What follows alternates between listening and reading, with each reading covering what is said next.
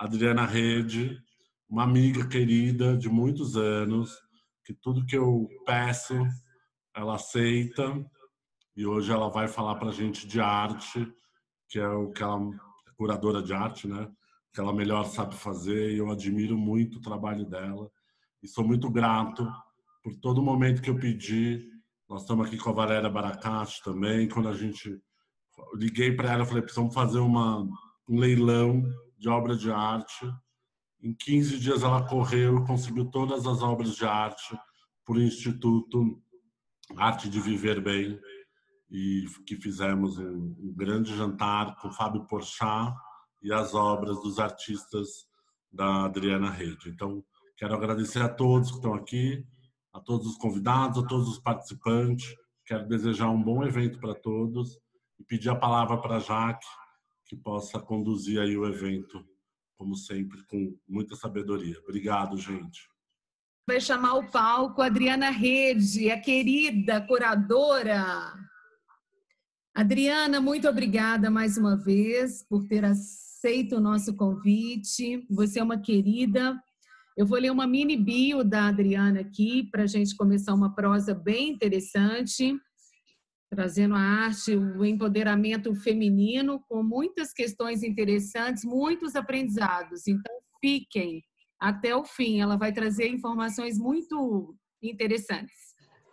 Adriana Rede ela tem uma formação em curadoria, expografia, história da arte e crítica de arte. Ela realiza exposições em galerias, espaços culturais e museus. Alguns exemplos: a Caixa Cultural, São Paulo, Sesc de Curitiba, o Museu de Arte de Joinville, a Bienal de Curitiba e o MAC USP em São Paulo. Ela faz o trabalho de curadoria há 14 anos, é muita bagagem. Da exposição, né? Ela faz esse trabalho há 14 anos da exposição aí coletiva Chapel Art Show, em São Paulo, onde participam mais de 100 artistas renomados convidados por ela. Já fez também a curadoria para exposições internacionais, as mais recentes em Berlim e na Croácia. É autora de textos críticos sobre artistas, exposições e movimentos artísticos. É membro da Associação Paulista de Críticos de Arte. É engajada em projetos sociais. Ela colabora com a ONG Share. É membro do Comitê de Cultura do Grupo Mulheres do Brasil em São Paulo. É conselheira do Instituto Marton de Arte, Moda, Design. Apoia o Instituto A Arte de Viver Bem, de cuidados com portadores de câncer. E é diretora voluntária do Comitê de Cultura do projeto Cura, de apoio à pesquisa do câncer. É palestrante no Brasil e no exterior, ministra cursos de arte e hoje vai falar conosco sobre a cor na arte brasileira, fazendo uma analogia com o empoderamento feminino. Com vocês, nossa querida Adriana Rede. No palco, Adriana. Tudo bem? Estão me ouvindo bem? Eu gostaria primeiro de Estamos. agradecer, é uma honra esse convite de vocês para esse bate-papo hoje, principalmente com essas mulheres tão fortes, tão maravilhosas que nós estivemos aqui conversando até agora, né? A Carol e essa cantora deliciosa, né? Emocionante ouvir mesmo, muito gostoso, uma noite muito boa. Mas nós vamos falar um pouquinho de uma coisa leve, mas ao mesmo tempo eu tentei focar um momento do Brasil bem diferente do nosso, há quase 100 anos atrás, quando nós tivemos um movimento muito importante aqui na arte do Brasil, né? Bom, posso começar, Tiago? Por favor, Adriana. Tá bom. Por favor, Adriana, o palco é seu. O palco é meu. Bom, mas eu não tenho essa voz, né? Aliás, a voz falha um pouquinho. Então, vamos lá. Bom, como a Carol começou falando, né, existe toda uma complexidade das questões de gênero na arte, não só na música, no cinema, em todos em todas as questões da nossa vida, né? Mas vamos aqui abordar na arte a questão feminina. As mulheres são cada vez mais o sujeito da produção artística e não mais o objeto. Hoje a sua obra é reconhecida e dada, mas nem sempre foi assim, né? Nós já vimos até alguns movimentos na internet de por mais mulheres nos museus, participando dos museus, né? Não como personagens, assim como protagonistas, né? Mas para chegar nisso, nós vamos ver quão independentes nós mulheres tivemos que ser, né? Nos tornar ao longo do tempo, né? Bom, no mundo das artes, as mulheres sempre existiram, né? A atividade artística é uma coisa tanto masculina quanto feminina, mas as mulheres têm um protagonismo muito forte hoje. Isso já existia, mas elas não apareciam nas escolas tradicionais de arte, né? Raramente se fala de artistas mulheres quando se menciona artistas importantes ao longo da história da humanidade, pelo menos até meados do século XIX. Somente a partir da metade do século XIX é que elas passaram a ter um reconhecimento no meio artístico, mas ainda assim com preconceito social e cultural, né? As mulheres negras nem se falam, tá? Isso é muito mais recente, esse reconhecimento, né? Hoje é bem forte nas artes visuais. Bom, para essa conversa de hoje, eu separei na história da arte brasileira a arte, como eu disse, feita em meados dos anos 20, o período chamado de modernismo no Brasil. Então, nós vamos falar do modernismo, que é um dos períodos mais importantes da história da arte brasileira, né? O modernismo brasileiro. E duas mulheres que quebraram paradigmas e fizeram diferença na nossa história. Tanto é que seus nomes ficaram famosos e conhecidos, né? E essas mulheres permearam, e foi uma coisa um período muito curto, foi com obras específicas, mas elas permearam questões de etnia e de gênero, porque elas estão presentes na pintura modernista da brasileira Anita Malfatti, com uma obra tropical, que eu vou mostrar para vocês, entre outras, e A Negra, de Tarsila do Amaral, que é uma obra também maravilhosa, muitos de vocês devem ter conhecido. Quem foi à exposição da Tarsila do Amaral no MASP deve ter visto. Bom, nós podemos ver como um recorte arqueológico, né, acerca dessas imagens das mulheres negras, ou até das questões escravocratas que vêm antes disso, né, antes dos anos 20. Bom, em especial com essa apresentação do modernismo. Mas eu não vou me focar só nisso, tá? Eu vou fazer um contexto histórico para vocês. Deixa eu começar aqui com os slides.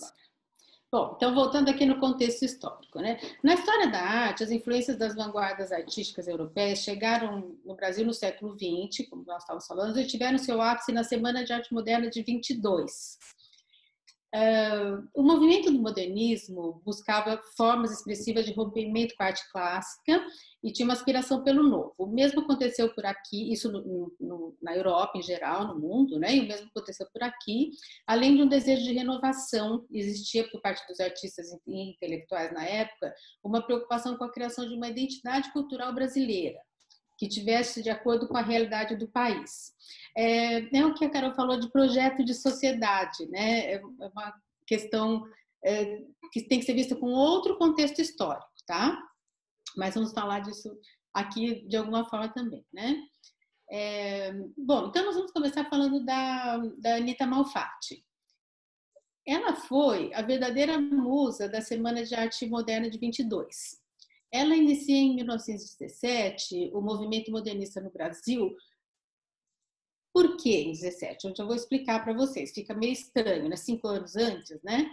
Bom, o movimento modernista busca estabelecer novos parâmetros para a arte, quebrar regras, quebrar cânones acadêmicos, cada artista ser capaz de produzir aquilo que lhe é peculiar, aquilo que ele quiser, né?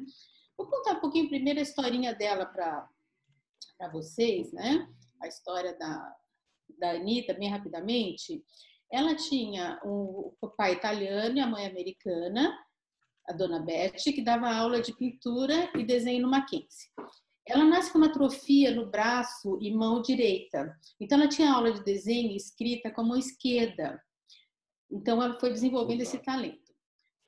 Era mais retraída, o pai dela falece e o tio patrocina os seus estudos, né, quando ela fica jovem. Ela vai estudar desenho e pintura na Alemanha, em 1910.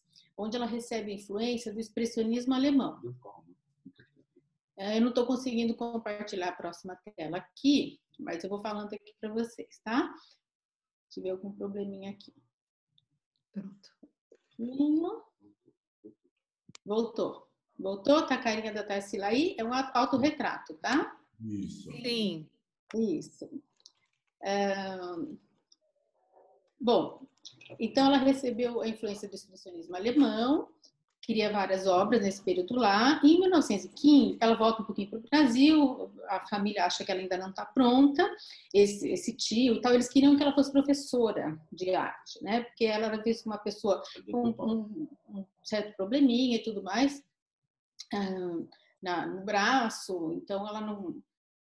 Eles tinham uma certa reserva. Então já tinha aí um machismo, uma coisa embutida, assim, totalmente, que nós não vamos chegar a discutir nesse momento, mas guardem essa informação, né? Essa obra Onda, ela produziu na Alemanha e depois ela foi se desenvolvendo, voltou então para o Brasil, como eu disse, e nos Estados Unidos ela desenvolve essa obra. Deixa eu ir para a próxima aqui. Torso Ritmo, onde, bom, lá estavam muitos artistas europeus exilados da Primeira Guerra, né? Ela entrou lá enquanto ela esteve nos Estados Unidos. Ela entrou em contato com a arte de vanguarda europeia. E eles, assim, eles tinham uma pluralidade de caminho em termos artísticos, os ismos, né, se sucedendo rapidamente. Futurismo, cubismo, expressionismo, esses termos todos do modernismo que nós já ouvimos falar, né? Esse exemplo mesmo é uma pintura expressionista, ela lembra um pouquinho, né, algumas características do cubismo e também do futurismo, porque tem essa coisa do movimento, né? Bom, quando ela volta para o Brasil, ela não fazia mais arte acadêmica. Ela traz na bagagem a sua produção americana, que era essencialmente expressionista, que era isso que ela fez lá, que nós vimos.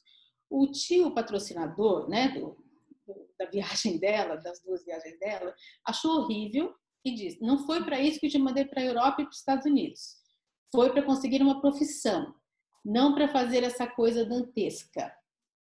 Então, olha só, né? Aí presente também aquela coisa patriarcal, né? Bom, em 1917, aqui já no Brasil, ela faz a exposição, uma exposição muito importante, que é essa que eu disse que foram as bases da Semana de Arte Moderna de 22, 5 anos depois. Ninguém sabia que isso ia acontecer. Mas, com essas obras que ela mostrou, por exemplo, essa agora, né? Esse homem totalmente colorido, né? Assim, é uma coisa incrível, né? Muito diferente para a época, né? Ela recebe uma crítica muito mordaz, muito forte do Monteiro Lobato, que era crítico de arte. Monteiro Lobato, entre outras coisas, ele foi crítico de arte, ele era crítico de arte do jornal Estado de São Paulo, do Estadão, que já existia, né? E ele, dentro dessas obras que eu vou te mostrando agora para vocês, a mulher de cabelos verdes, reparem no cabelo dela, o homem amarelo, a boba, a estudante. Ele escreve um artigo ao ver essas obras, né, muito chocado, e nesse momento ele escreve o seguinte, né? Vou ler um pedacinho aqui para vocês, né? Na exposição da senhora Anita Malfatti, onde se notam acentuadíssimas tendências para uma atitude estética forçada, no sentido das extravagâncias de Picasso e companhia. Ele odiava Picasso. Essa artista possui um talento vigoroso fora do comum. Ele minimiza um pouquinho aí, né? Poucas vezes, através de uma obra torcida para a má direção, se notam tantas e tão preciosas qualidades latentes. Entretanto, seduzida pelas teorias do que ela chama de arte moderna, ela penetrou nos domínios de um impressionismo discutível e põe todo o seu talento a serviço de uma nova caricatura, ele chama de caricatura.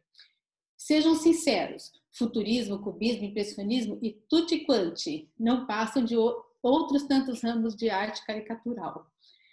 Mas depois ele minimiza no final, né? Não fosse a profunda simpatia que nos inspira o formoso talento da senhora Malfatti, não viríamos com essas considerações agradáveis. Os homens têm o veso de não tomar a sério as mulheres. Essa é a razão que lhes derem serem amabilidade, escondendo as pedem opinião, tal cavalheirismo é falso, é nocivo, e tivéssemos na senhora Malfatti apenas uma moça que pinta, como as centenas por aí, sem denunciar seu talento, calármos-nos, ou talvez lhe dessemos meia dúzia desses adjetivos bombons que a crítica açucarada tem sempre à mão em se tratando de moças. Julgamos-as merecedoras dessa crítica e tal. Então ele minimiza essa questão, né? Mas a gente tem que levar isso, não vamos falar do Monteiro Lobato, vamos levar isso para o contexto histórico, né? O erro dele, né, foi não observar essa obra que aparece agora, que é a obra tropical. Até então, o que se fazia aqui era uma pintura de caráter naturalista, preocupado com a paisagem física do Brasil. As pessoas do meio acreditavam que só haveria uma arte brasileira se fosse registrada a natureza local. Era um projeto de Brasil nacionalista que o Lobato participava, né? Ele se viu obrigado a se posicionar não contra a Anitta, mas contra o projeto do modernismo europeu, né? Então, é aquilo que a Carol falou, eu já repeti, o projeto de sociedade, né? Ele tinha um projeto de sociedade contrário, né? Aliás, o título primitivo dessa obra, o título original, era Negra Baiana. E não é explicado na história da arte por que foi mudado esse título. Porque ela mudou, a própria Anitta mudou, né? Talvez para não enfatizar na mulher retratada uma raça específica, a negra, ou um estado brasileiro, a Bahia, talvez, né? Mas essa obra se chamou Tropical. Então, essa obra, acho que é emblemática dentro do contexto da Anitta Malfatti para esse momento que a gente está conversando agora, esse tema de hoje, né? Bom, os grupos organizadores da Semana de Arte Moderna de 22, isso foi ocorrendo de 1917 até 1922, eles foram formando um movimento, né? E a crítica de Monteiro Lobato, lá em 17, mexeu com os artistas jovens e serviu de estopim para todo o movimento modernista no Brasil, que eclodiu na Semana de Arte Moderna no Teatro Municipal. Eles fizeram um evento, né? Só haviam 3 mulheres participantes. Guilmar Novaes, pianista, a Zina Aita, que era apresentou pinturas, mas era ceramista também, depois ela se mudou para a Itália e não ficou conhecida na história. E a Anitta Malfatti. Vocês veem aí nessa foto, né? Tem o Vitor Bercheret, tem o Menotti Del Picchia, Guilherme de Almeida, Sérgio Millier, Heitor Villa-Lobos, Tasto de Almeida, de Cavalcante, Mário de Andrade e Otto de Andrade, claro, que são muito importantes nesse contexto que a gente já vai falar. Quem a consola e apoia é o Mário de Andrade, que é o segundo ali, deixa eu ver o segundo, que estão em fileiras aqui. O de óculos, esse de óculos, né? O Mário de Andrade. É o terceiro. Seu grande amigo, conselheiro e amor platônico. Eles tinham um flerte, né? Mário meio que correspondia, eles tinham uma interlocução íntima através de cartas. A Anitta foi estudar novamente na Europa em 1923, após a Semana de 22. E de lá eles se correspondiam muito, né? Mas o amor deles nunca foi para frente. 50 anos depois se descobre, através de correspondência que ele mantinha com Manuel Bandeira, né? O escritor, o poeta Manuel Bandeira. Nessa correspondência que ele escondeu, e só foi revelada 50 anos após a morte dele, agora em 2015, é recente. Nessa correspondência se revela a sua homossexualidade. Então, veja bem, como é outra questão aí que permeia. Naquela época, na década de 20, Ele não teve coragem de se declarar, né? Há teorias também que ele fosse bissexual, porque ele tinha uma paixão platônica pela Tarsila do Amaral. Ele, assim, desde que a Anitta os apresentou, foi a Anitta que apresentou um ao outro, ele ficou encantado, né? Apesar de ficarem muito amigos, ele era encantado pela Tarsila, né? Bom, deixa eu mostrar aqui outro slide. Esse é o catálogo da Exposição de Arte Moderna de 22. Há alguns autorretratos que a Anitta fez dele, né, do Mário.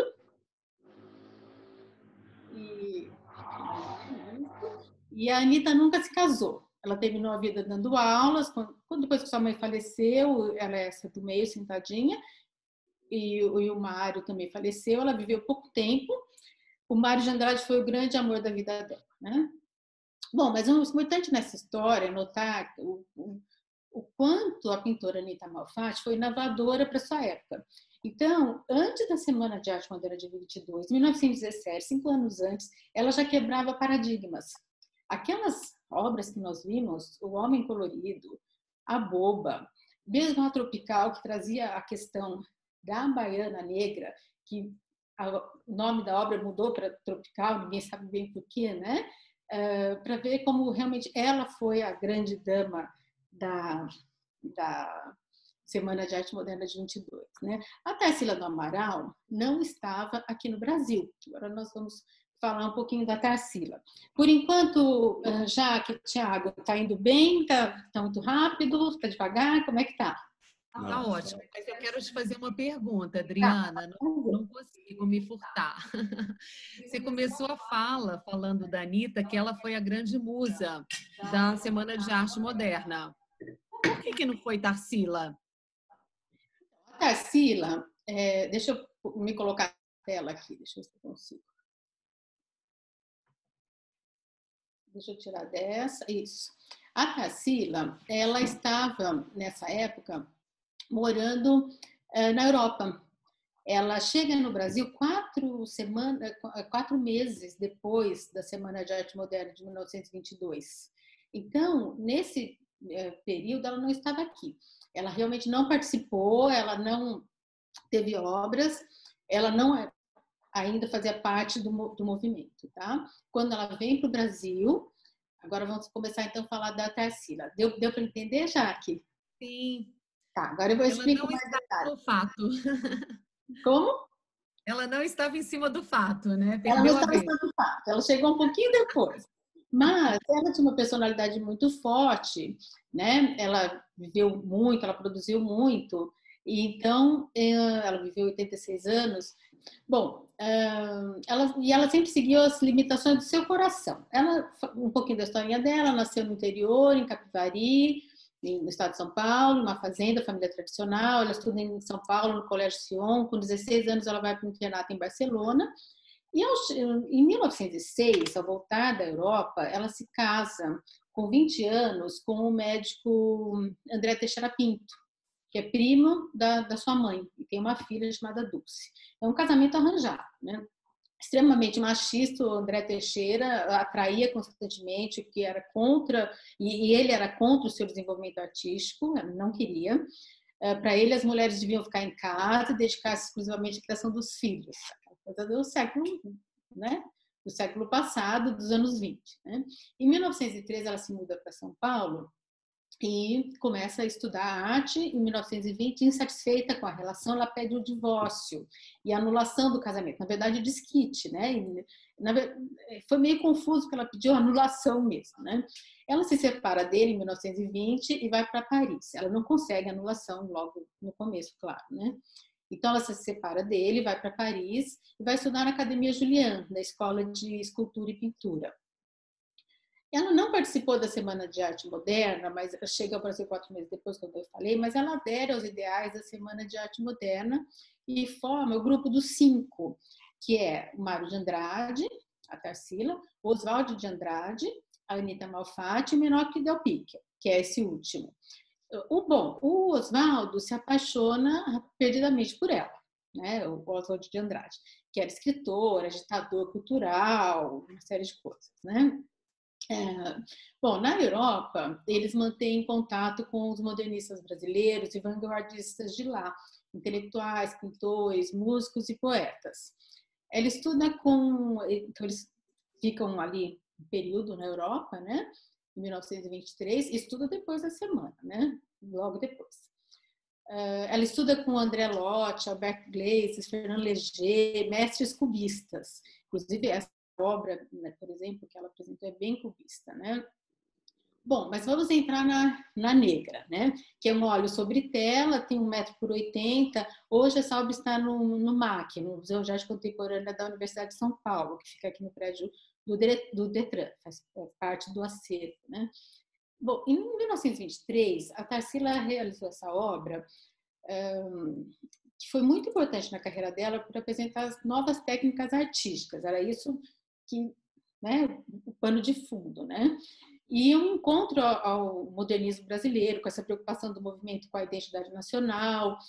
Isso foi também, olha que coincidência, 5 anos antes, em 1923, do movimento antropofágico, que eu vou falar daqui a pouquinho, que foi cunhado por Oswald de Andrade com a intenção de iniciar um movimento polêmico e tal. Então, em 1923, depois da Semana de Arte Moderna de 22, ela faz essa obra. Pela primeira vez, um negro foi mostrado com tal destaque e força. O professor dela, o grande mestre francês Fernand Léger, que foi o criador do cubismo junto com Picasso, né? Viu a obra, ficou fascinado e quis que todos os seus alunos a vissem também. Ela levou essa obra para a sala de aula, diríamos assim, para eles verem, né? O que chama a atenção é a falta de ser uma mulher. A questão do gênero do personagem não é um detalhe, né? Porque, por exemplo, aqui no Brasil, Portinari estava pintando o mestiço, que é um homem com uma postura fechada, assim, no campo e tal, né? Era o mestiço. Ela escolheu encarnar o brasileiro em uma mulher, sem ceder ao coletivo masculino, né? O psicológico coletivo masculino. Por que ela escolheu uma mulher, né? Podia ser um negro, é a negra. Bom, ela também, na época, também existia uma experiência europeia em retratar o primitivismo e tudo mais, né? Que era popular no cenário artístico de Paris, né? Mas a negra trouxe autoestima para o modernismo brasileiro, né? Pois mostrava que uma pintura moderna no Brasil não era algo impossível de se fazer, como Monteiro Lobato tinha falado lá atrás, né? A obra atendia aos 2 requisitos do movimento. Ela dialogava com as tendências das vanguardas europeias, né? Pelo que nós vemos aqui pelos traços e tal, mas era totalmente diferente. Defendia o ponto de vista brasileiro, mostrava que as dissonâncias nacionais e as tradições populares tinham chance e visibilidade quando integradas ao movimento modernista, e ela não só promovia isso, como reconhecia artisticamente isso, né? E foi reconhecido na Europa também, né? Ela foi encontrado depois pela sobrinha neta dela, a Tarsilinha, essa foto dessa mulher que foi uma empregada da casa dela, uma foto da fazenda em que ela viveu quando muito criancinha, e ela tem uma frase que ela textualmente disse, a Tarsila, que ela tinha reminiscência de ter conhecido uma daquelas antigas escravas quando era menina de 5 ou 6 anos, aquelas escravas que moravam lá na fazenda e que já não eram mais escravas, tinham os lábios caídos, os seios enormes e tal, né? Então, provavelmente ela retratou essa mulher. É bem parecida, né? Por esse desenho preparatório dá para ver que é bem parecida com aquela figura, né? Bom, a Tarsila tem 3 fases importantes. A fase pau-brasil, que é o momento que o Oswald de Andrade divulga o Manifesto Pau-Brasil, que fala do nacionalismo. A Tarsila usa formas e cores assimiladas numa viagem que ela fez com um grupo de redescoberta do Brasil, uma viagem a Minas Gerais que ela fez. Ela usa temas tropicais, da fauna e da flora, com muito coloridos. Aí está a cor de Tarsila, né? E símbolos da modernidade, ferrovias, porque ela viu isso acontecendo, né, no Brasil, esse início no meados dos anos 20. A Tarsila do Amaral viajou, observou, retratou as transformações e diferenças na paisagem brasileira. Ela observava as pessoas e registrava emoções. Talvez por isso a negra seja tão forte, né? Aquela figura tão forte. Em 1925, ela ilustra o livro de poesias Pau-Brasil, do Oswald de Andrade, com essas obras. E em 1926, ela expõe em Paris, com grande sucesso. E os dois, esse autorretrato, eu estou meio homenageando aqui a Tarsila hoje, assim, e eles eram um casal de sucesso assim, em Paris, casal sensação em Paris, os dois. Eles continuaram lá um tempinho. Eles recebem, além de artistas, poetas, intelectuais, artistas brasileiros, artistas internacionais, recebem na casa deles, fazem eventos e tal, e são conhecidos como o casal Tarcivaldi. Isso é muito engraçado, né? Como Angelina Jolie e Brad Pitt, né? Tinha um apelido aí, eles eram o casal Tarcivaldi, isso realmente está nos livros de história, né? Bom, depois em 1929, já no Brasil, ela entra na fase antropofágica. Então, eu comentei com vocês que ela teve a fase Pau-Brasil, daí a fase antropofágica, onde o Abapuru é o que se destaca, né? O objetivo desse movimento liderado por a fase antropofágica, liderado por Oswald de Andrade, propunha a deglutição da cultura europeia transformada em algo bem brasileiro, e a figura do Abapuru idealizava esse processo de deglutição, né? Essa obra estava na exposição da Tarsila aqui no MASP, mas ela pertence ao Museu Malba, em Buenos Aires, né? O Abapuru, ele deu origem ao mais radical dos movimentos. Eu já vou explicar por quê. Essa obra foi presente de aniversário da Tarsila para o Oswald, no comecinho de 29, ela terminou essa obra e deu de presente para ele, e Abapuru quer dizer homem que come gente, então significa o canibal, o antropófago. Então, Aba, homem, Pora, gente, o comer, Abapuru. Com essa ousadia toda, ela fez o que ninguém esperava, né? Ela quebrava realmente paradigmas. Porque o Oswald criou o conceito de antropofagia, ele criou o manifesto, ele escreveu, mas foi a Tarsila que o tangibilizou. E a obra veio antes do manifesto. Isso que é muito interessante. O Abapuru foi criado, ela deu para ele de presente de aniversário em janeiro. Ele criou o manifesto depois. Ela, textualmente, vou falar palavras delas, vou ler aqui. Eu quis fazer um quadro que assustasse o Oswald, sabe? Que fosse uma coisa mesmo fora do comum. Eu mesma não sabia porque eu queria fazer aquilo. Depois é que eu descobri. Então, algumas pessoas acham que é um autorretrato, que ela estava na frente do espelho, nessa posição,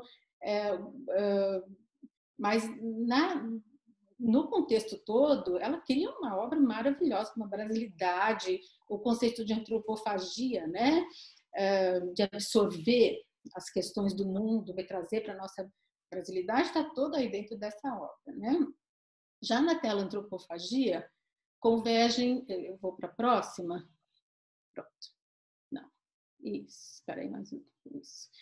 Essa próxima tela, antropofagia, que ela faz e mais para frente, em 1929 ainda, convergem duas figuras, o Abapuru e a negra. Vocês estão vendo ali ao fundo, né? A negra, o Abapuru do lado. Então, isso mostra que ela digeriu a técnica que aprendeu durante suas temporadas de estudos na Europa para criar algo completamente novo. Ela coloca a técnica a serviço da brasilidade.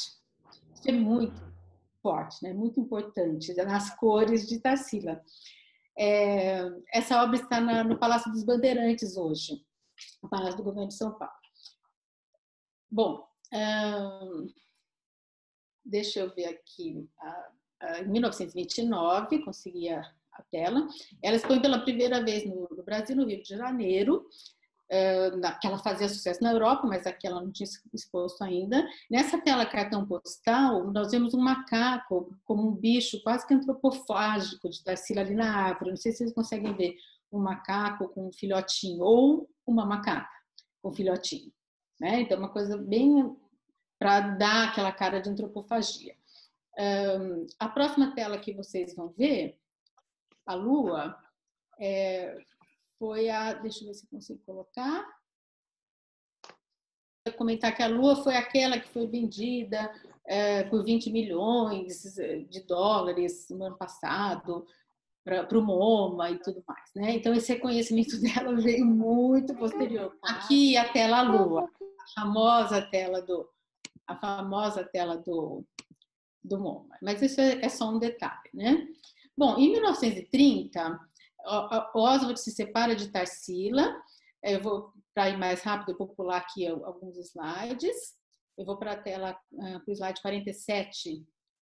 Ele se separa dela por causa da Pagu, que é aquela figura que apareceu, causa um escândalo na sociedade conservadora na época, porque o Oswald se separa dela para ficar com a Pagu, grávida já do primeiro filho, uma confusão, e ela faz essa obra que é linda, eu acho linda, e é a tela composição, figura só.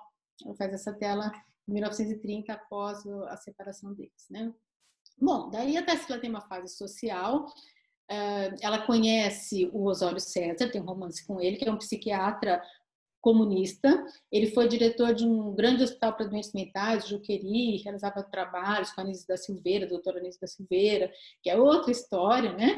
Ela se debruça sobre os temas socialistas. Ela viaja com ele para a Rússia e faz uma exposição em Moscou. Inclusive, ela vende uma obra lá que hoje está exposta no Museu Hermitage.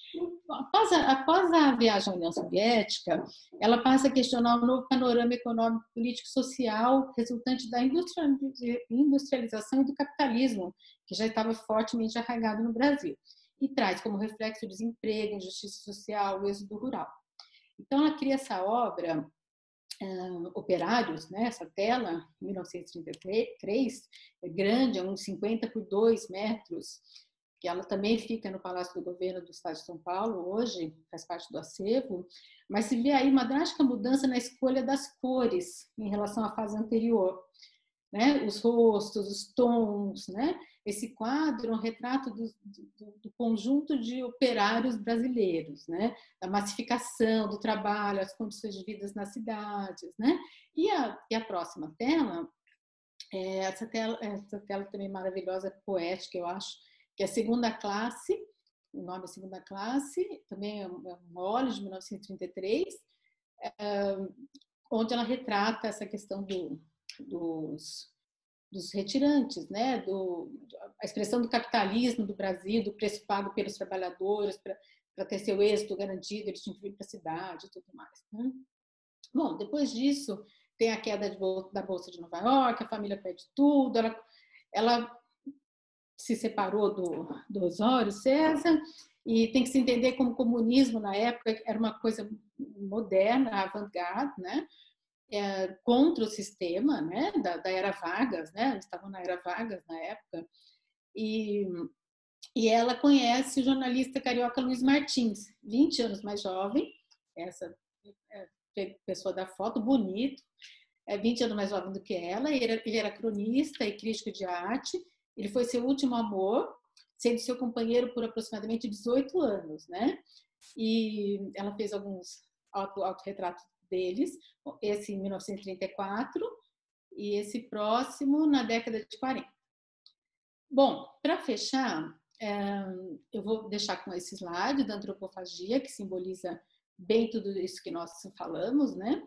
Mas eu queria dizer que as mulheres que sofreram os preconceitos da sociedade pelo seu gênero, e no caso da Anitta e da Tarsila por sua opção de trabalho até, mas que lutaram e venceram devido à qualidade inquestionável do seu trabalho, da sua arte. Elas se destacaram realmente. E não só pela qualidade, mas pelo empreendedorismo e pela força que elas tiveram para mostrar. Quando a Anitta mostrou aquelas obras em 1917, ninguém tinha mostrado aquilo no Brasil, né?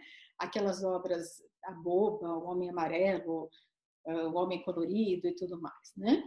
E a Tarsila, com essas obras todas, elas deixaram o seu marco na história, quebrando tabus e paradigmas. Hoje pode parecer distante, mas na época foi muita coisa, né? Bom, espero que as duas tenham sido exemplos de inspiração e de grandes mulheres para todos nós. E então, deixa eu voltar aqui. E eu espero que com isso a gente possa ter dado assim um panorama rápido do contexto dessas duas grandes mulheres no nosso país, na década de 20, e para dizer que tudo que as mulheres conseguiram até hoje, 100 anos praticamente depois, né, quase 100 anos depois, se deve também a várias artistas brasileiras. Tem muitas outras, é que a gente não tem tempo para entrar em detalhes sobre todas. Bom, era isso, gente, que eu queria colocar. Obrigada. Ai, Adriana, que coisa linda essas histórias. É gostoso, Muito bom. Não, e adorei porque eu não sabia que a Tarsila saiu de cena da vida depois desse amor com o Luiz. Foi o último amor dela. 20 anos mais dela. 20 anos mais nova. Saiu em grande estilo, né? Pôde viver 18 anos com essa vitalidade. Lindíssimo. Adorei ver isso. Era um intelectual ele foi muito importante, inclusive, né? Crítico de arte e muito legal, né? A Tarsila era uma pessoa fortíssima, né? Muito bom.